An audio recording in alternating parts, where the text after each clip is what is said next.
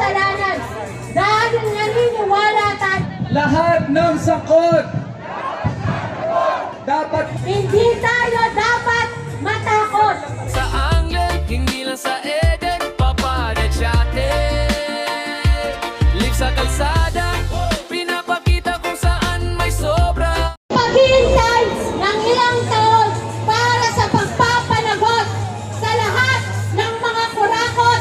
At ngayon, dahil nakasalang si Sara Duterte, hinahamon natin siya mula sa binanggit kanina ni Ka Jerome na duwag siya. Kailangan makita natin siyang harapin ang kanyang kawalang-iyaan sa taong bayan. Kailangan ma-adjust natin, maigit natin na harapin niya ang kanyang kasalanan. Dahil naniniwala tayo mula sa mga naging proseso ng kasong impeachment sa loob ng Kongreso, karapatan at tunay ng may kasalanan si Sara Duterte, kahit marami pa ang magsabi na hindi dapat siyang makasuhan. Mga kababayan, lagi ginagawa natin ang paraan para maisulong ang ating mga panawagan. Kahit kanina sa harapan ng mga kapulisan, marami man sa atin ang nasugatan, katulad nung paano ipinagtatanggol ng marayuta ang kanyang paninirahan sa harap ng mga mararahas na demolisyon. Ganito rin ang nararanasan natin sa tuwing lumalapit tayo sa tarangkahan ng Senado para singilin ang lahat ng mga burokrata kapitalista na may kasalanan sa ating lahat. Kaya mga kababayan, hindi tayo dapat manahimik. Hindi tayo dapat matakot. Hindi tayo dapat magtiis pa ng matagal na panahon. Dahil ang kailangan, ang urgent, ang dapat agarin ng mga nasa loob ng Senado ay ang agarang paglilitis kay Sara Duterte, panagutin sa lahat ng kanyang mga kasalanan sa mamamayang Pilipino, lalo na sa mga maralitang katulad namin na inaagawan na para makakain ng 3 beses sa isang araw, magkaroon ng katiyakan sa paninirahan, magkaroon ng usapin sa kalusugan, ma-check ang ating mga kalusugan, at syempre, mapag-aral ang ating mga anak. Kaya malakas po natin isigaw, burokrata kapitalismo! Ibagsak! Ibagsak!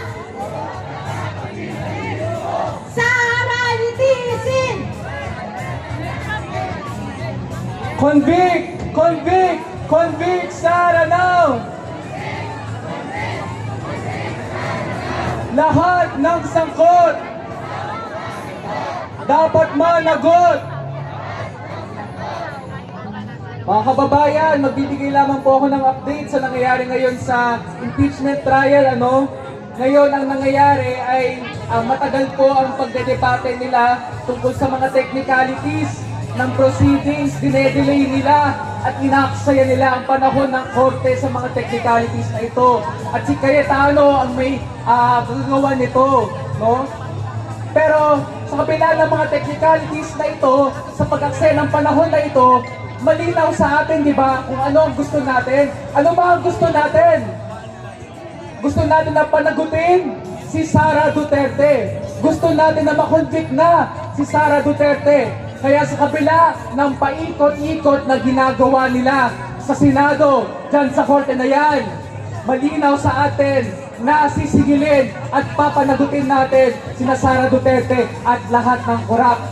At kung sa kanila mismo ay duwag sila at ayaw nilang gawin ito, tayo mismo, ang taong bayan, ang magpapanagot sa lahat ng kurakot. Kaya muling taas natin ang ating mga panawagan. Convict! Convict! Convict Sara now! Convict! Convict! Convict Sara now! Lahat ng sangkot dapat managot!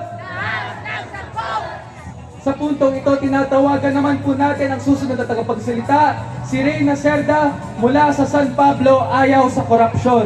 Convict! Convict! Convict Sara now! Convict! Convict! Convict Sara now!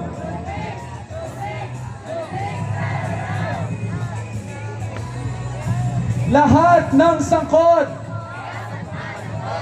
dapat managot. Isang mapagpalayang hapon po sa ating lahat. Nagpapasalamat po kami sa inyong presensya at sa karangalan na kami sa Sapak San Pablo ayaw sa korupsyon ay makapagsalita sa entabladong ito at kasama niyo kami sa pagpapanagot ng lahat ng korap. Sabi sa balita, major milestone daw, upper middle income na daw tayo, Pilipinas. Ramdam ba niyo yun? Pinakakaramdam pa? Wala! Dahil, yun naman ay GDP divided by the whole population. Gusto ba nila equal? Hindi, diba? Kaya nga sila nangungurakot dahil ayaw nila ng equal access. Fairness, yun yung mga hindi nila gusto. At tayong mga bulan, ay patuloy na magbulat pa ng mga katulad natin. At kahit sino, ako po ay isang ina at ang hirap i-justify sa anak na ako, hinihigpitan ko ang aking mga anak na huwag magnakaw, huwag magsinungaling. Pero anong nakikita niya? Anong makikita niya? Bata pa po mga anak ko, anong makikita niya? Na yung mga dapat nagseservisyo, na dapat hindi nagnanakaw ay mga nakaupo sa gobyerno, pinagsasamantahan nila ang kanilang mga posisyon para mangulimbat. Ang dami pa nating problema kailangan lutasin. Sa edukasyon, kakulangan sa classroom, mataas na presyo ng bilihin. Kaya patuloy po natin. Kaya itong impeachment na to ay para sa ating lahat. Dahil kung walang mananagot, hindi, nandito tayo, hindi natin sila tatantanan, diba? Hindi. Kaya convict Sara now! Convict Sara now! Maraming salamat. Convict! Convict! Convict Sara now! Convict! Convict! Convict Sara now! Lahat ng sakot dapat managot.